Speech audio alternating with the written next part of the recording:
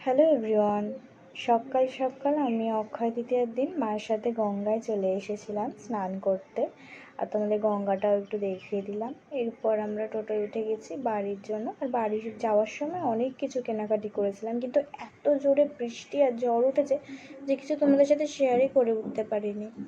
সিঁড়ে তোমাদের সাথে বাড়িতে গিয়ে দেখা করেছি। এরপর দেখো বাইরে ঝড় দিচ্ছে, পাতাগুলো দেখেই তোমরা বুঝবে। ঝড় উঠেছিল, তাই তোমাদের সাথে সেটা শেয়ার করতে করতে আমি জল খাচ্ছিলাম, মানে এত হাঁপিয়ে গেছি তাড়াতাড়ি আসার জন্য।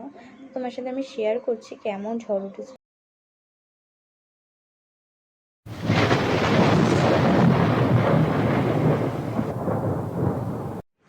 তোমাদের সাথে এই ওয়েদার শেয়ার করতে করতে একটা কথা বলি, যেটা বলা হয়নি, যে আমার মা আসার সময় মন্দির থেকে 4টে গাছ পারচেস করেছিল। তার মধ্যে 3টে বেল গাছ ছিল আর একটা কামিনী গাছ ছিল। তো ঝড়ে বিকেলবেলায় ঝড়ঝাপটা সামলে একটু রেডি হয়ে নিয়েছি, বন্ধুদের সাথে মেলায় যাব তাই জন্য। দেখো, এই প্রকৃতির ওয়েদারের মধ্যেই আমাদের জীবনযাপন করতে হবে, তাতে কিছু যায় আসে না। তো যাই হোক, দেখা হচ্ছে নেক্সট ব্লগে। টাটা।